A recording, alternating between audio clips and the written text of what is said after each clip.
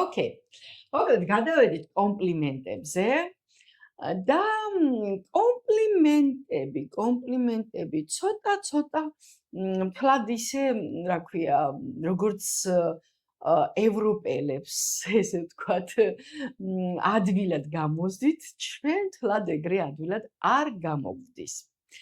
და რა იგულისხმება მაშინ, მაგალითად ძალიან ხშირად აღნიშნავენ ხოლმე, რომ მაგალითად თუნდაც ის გამოთქვა, რაც ამერიკელებს შევიათ, have a nice day, hello, გერმანიაშიც რა თქმა უნდა ანალოგიურად ხდებოდნენ ხოლმე, ესე ვთქვათ, მისალმებით უცნობი ადამიანს გულისხმობ, იქ სასიამოვნო დღის სურვილით და ასე შემდეგ.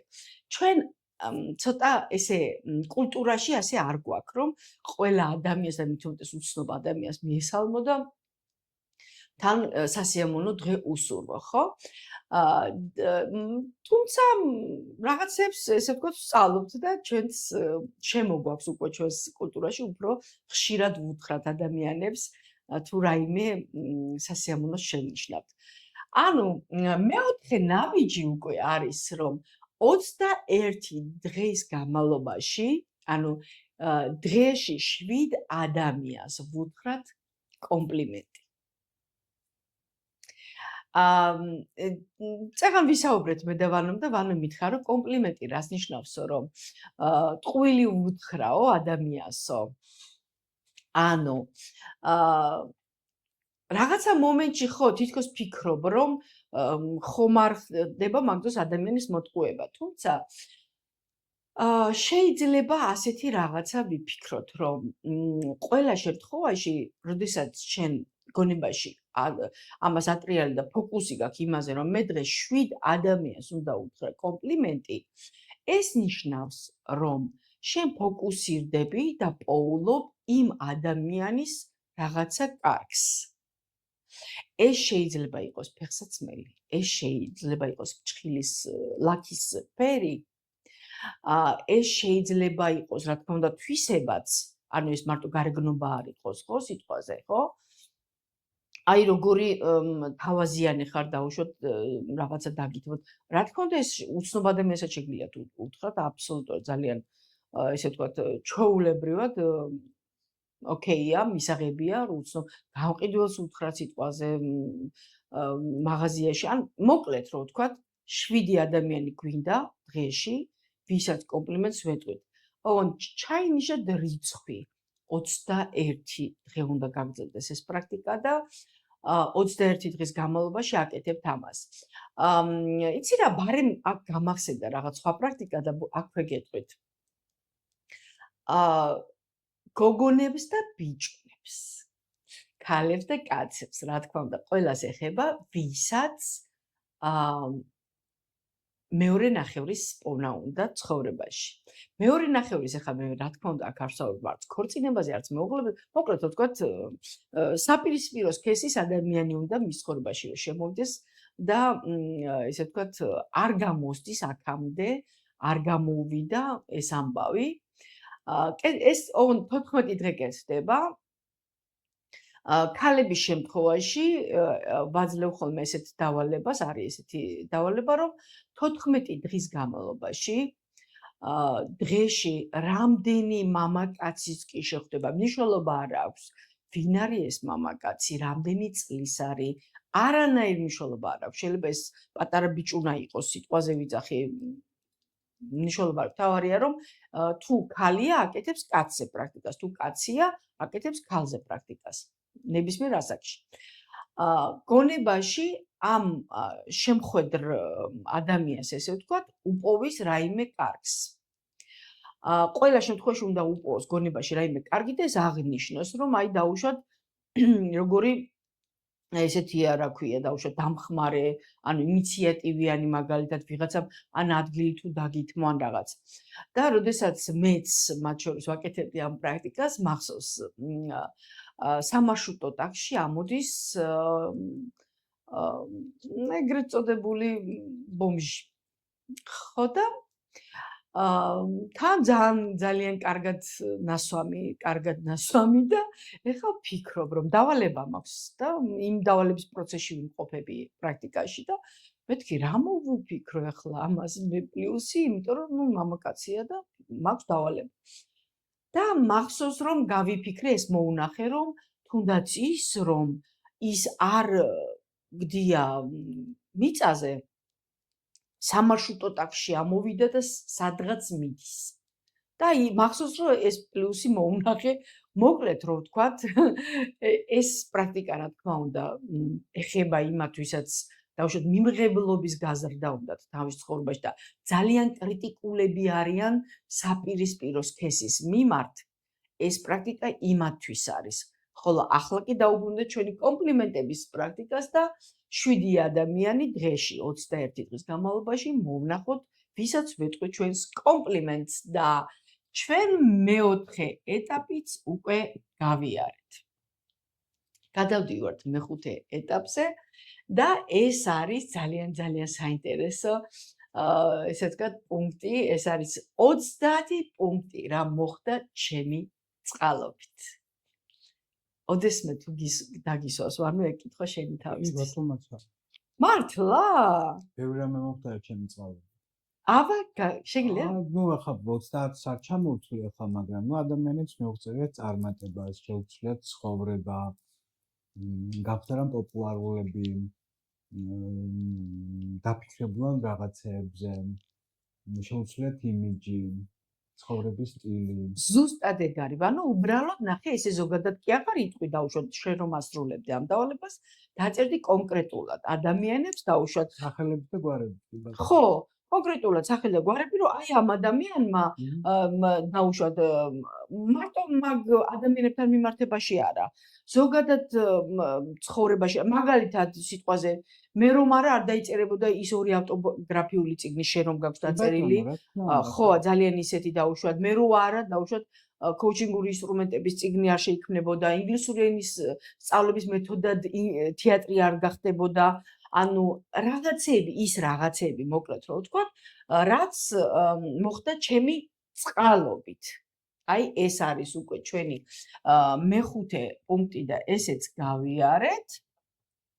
გადავდივართ მე-6-ზე და მე-7-ზე გადავრჩება და მოკლედ ჩვენი ესე ვთქვათ ცხოვრება ძალიან რეფრეშირებული იქნება და ძალიან ადვილად გადავა ახალ ლეველზე. მე-6 პუნქტი არის უკვე თითქოს გავს ამას რომ დავაკვირდეთ ხო ანუ გავს რომ რა მოხდა ჩემი წყალობით და 10 პუნქტი უნდა ჩამოვწეროთ მე-6 დავალებაში რა შემიძლია მხოლოდ მე ძალიან ამბიციური ის არის ხო? არა, სულაც არ არის. ადამიანებმა უნდა ვიცოდეთ რა შეგვიძლია და ვიყოთ ამბიციური. რა შეუძლია მხოლოდ ვანო პავლიაშვილს? ვანო პავლიაშვილს, მხოლოდ ვანო პავლიაშვილს შეუძლია ისეთი ინტერვიუს გაკეთება, რომელსაც ვერავინ ვერ გააკეთებს. ერთი გვაქვს. ვანო პავლიაშვილს შეუძლია ისეთ ავანტიურაში შევიდეს, როდესაც სხვა ვერ შევა. მაგალითად, მე შემიძლია დავიწყო ახლა ვარ კოუჩი და მე ეს გამოვიდა. ოკეი. ეს შემიძლია. მე შემიძლია მაგალითად, ერთ-ერთი რაც არ შემიძლია სიმღერა და ცეკვა. ამას ვთქვი. მე შემიძლია გავაკეთო არაფრისაგან რაღაცა ან კონტენტი, ან ჟურნალისტური მასალა. არა, ოღონდ ამართლა რომ არაფერი არ ხდება. ხო. მე შემიძლია ალბათ ეს სხვასაც შეუძლია, რომ ნებისმიერ მცირე ისე ჩვეულებრივ საჭმელს გადავერო და არ ვიწუწუნე, რომ აი ამას არ შევჭამ და შემიძლია. მე შემიძლია, რა ვიცი, ბევრგან არ შემხვედრია და ბევრს არ შეუძლია, რომ ნებისმიერ ექსტრემალურ სიტუაციაში შევეგუო რა, აი მაგალითად მგზავრობის დროს დავიღალა ძნელია ხო, მაგალითად 10 საათიანი მგზავრობა მანქანით, მაგრამ შევეგუო ამას და ვიგრძნო თავი კარგად. რა ვიცი, კიდე ბევრი რაღაცები შემიძლია რა, ახლა შორს წავა. ძალიან კარგი. აი მშვენიერი აბსოლუტურად. ანუ 10 პუნქტი რა შემიძლია მხოლოდ მე. მე 10-მდე ავედი. კი, გადასარევად მშვენივრად და თქვენც მეგობრებო, მოკლედ აი ეს პუნქტი, 10 პუნქტი ჩამოწერეთ, მოკლედ ვთქვა და ამ შემთხვევაში მე-6 ნაბიჯით გადადგმული კიდე დამავიწყე, ესეც ძალიან მნიშვნელოვანია. მე შემიძლია ისეთი ხათრული ნაწარმოები დავწერო, რომ ადამიანებმა ყველა ადამიანმა საკუთარი თავი ამოიცნოს და გამიკეთებია მაგალითად ერთ ჩემ მოთხრობა არის ძალი ძრისა და დედამთილის ურთიერთობაზე, ქალაქელი გოგო, რომელიც თხოვდება სოფელს. ოღონდ ეს რეალობა არის ნაწილობრივ და ვინც კითხულობს, ყველა თავის თავს, ხო ან თავის ნათესავს, ან ვიღაცას ამოიცნობს რა. ნუ ეგეთი მაგ კიდე რაღაცა მარიამობისე და ბებიაზე და ნუ ყველას რო ახსენდება თავის ბებია მარიამობაზე. ხო, ესეც შემიძლია. ადამიანები ემოცია გამოუწვია ადამიანებში. ოკეი, მშვენიერი და მივუახლოვდით ესე ვთქვათ ფინიშს, მეგობრებო, ცოტა უკვე ახლოსა ვართ და ეს არის მე-7 პუნქტი. აი აქ უკვე წერთ 10 პუნქტი, როგორ შევქმენ ის, რაც მაქვს დღეს. ანუ გახსოვთ ხომ, რომ პრაქტიკის დასაწყისში თქვით, რომ ის, რაც მაქვს მე დღეს, შეგვიძლია დასვათ კარიერაშიც, პირად ცხოვრებაშიც, ჯანმრთელობაშიც, ლაიფსტაილშიც, ყველა საკითხში ვცვავთ მაგ კითხვას და პასუხობთ 10 პუნქტი, როგორ შევქმენი ის, რაც მაქვს დღეს. დავუშვათ ამისთვის რა ნაბიჯები გადავდგი წარსულში და შემდეგ უკვე 10 პუნქტი, რა არ გავაკეთე იმისთვის, რომ მქონოდა ის, რაც მაქვს დღეს. რა არ გავაკეთე მაგისთვის და შესაბამისად თუ თქვენ ეს, ანუ ხო არ გინდა რომელიმე პასუხი აქ? არ ვიცი თუ გინდა თუ პასუხი. სიამოვნებით მოგისმენ. აი პირველი 10 პუნქტი, როგორ შევქმენი ის, რაც მაქვს მე დღეს. პირველი და მთავარი მიზანსწრაფულობით, რომ მინდოდა მე მქონოდა ის, რაც მაქვს. მეორე ის, რომ ჩემს ცხოვრებაში იყვნენ ადამიანები, რომლებიც რაღაცნაირად მეხმარებოდნენ, კარგი გაგებით, აი ეს ჩაწყობით არა, აი მეხმარებოდნენ თანამშრომლობთ ეს. ალბათ კიდე არის ის, რომ ანუ მოდი მან და ვცდილობ რომ კონფლიქტში არ შევიდე ადამიანებთან. ის რომ გეხმარებოდნენ, ხო შენ შექმენი. ანუ ესე იგი არა, თავიდანვე იყო, ხო, მე შევქმენი, მაგრამ აი იყვნენ ადამიანები, ხო, მე შევქმენი ის გარემოცა, რომელიც მინდოდა, ხო. აი, ზუსტად მან დავარ. ხო, არ ვარ კონფლიქტური, თქვი კიდე ის, რომ მე შემიძლია მოვითმინო და დაველოდო იმას რაღაცა უკეთეს და ნუ ეგ არ ვიცი, არის მივიღო გადაწყვეტილება. თუმცა ზოგჯერ მე მიღე უცებ. ავი კიდე არის რაღაცები, ხო, არა, შრომის მოყარეობა ნაკლებად. ცოტა ზარმაცია, ვერ ვთვლი შრომის მოყარე. ავანტიურის. ხო, ალბათ ის მომენტი რომ დავუშვათ, როგორ შევქმენი ის, რაც მაქვს, რომ დავუშვათ გავრისკე იმ დროს, როდესაც ხო არ გარისკავდა სიტყვაზე. ხო, ეს მაშინ არ ვფიქრობდი ხომ და არ ვფიქრობ, რომ გავრისკე. შეიძლება მერე იყოს რისკი. ხო, მაგრამ ეხლა უნდა შეაფასო. ხო, შეიძლება იყო რისკი რაღაცეები, ხო, დღევანდელი გადასახედიდან. ხო. დავუშვათ რაღაცა ერთი მოქმედება შეიძლება ვიღაცამ თქვას რომ მე მივედი იმ კომპანიაში ან იმ ადამიანთან და რაღაც საკითხზე ვისაუბრე და იმის წყალობით არის რომ დღეს ეს შევქმენი, ხო? მიუხედავად იმისა რომ მოითხოვდა ის ქმედება გამბედაობას მოითხოვდა, გარისკვას მოითხოვდა, ავანტიურიზმს მოითხოვდა. აი სწორედ აი ამითი შევქმენი, ხო? კი ბატონო. და 10 პუნქტი რა არ გავაკეთე იმისთვის რომ მქონოდა ეს რაც მაქვს. ანუ შენ როგორ გებულობ ანუ ამ კითხვას? ხო, ნუ ალბათ უფრო მე რაღაცები გაკეთებდი და უფრო მეტი გექნებოდი. ხო. აი რა არ გავაკეთე? ანუ ის რაც მაქვს ვიცი რითიც გავაკეთე და აი რა არ გავაკეთე მოკლედ და რის გამოც აქამდე ვარ. ხო, აი რაც გავაკეთე ის უნდა გამეკეთებინა 10 ჯერ ბევრი. ხო. და აი კონკრეტული დაწერეთ, რა თქმა უნდა, კონკრეტული, რომ აი იმ მომენტში, როდესაც მე დავუშვათ, აი ეს რაღაცა გამოჩნდა, შანსი იყო თუ რაღაცა იყო და რაღაცა, ან ადამიანი, დავუშვათ, შეიძლება მე ეს თუმცა ნინო ეს პრაქტიკა ჩემზე არ გამოდგება, იმიტომ რომ მე ვარ ადამიანი, რომელიც ესე უყურებს, აი რაც არ გავაკეთე, ესაც ჩემი ცხოვრება და მე იმასაც პატივს ვცემ, რაც არ გავაკეთე. რა თქმა უნდა, ვანო და ეს ზუსტად მაგიტო კეთდება, რომ უბრალოდ დაინახო რა არ გააკეთე.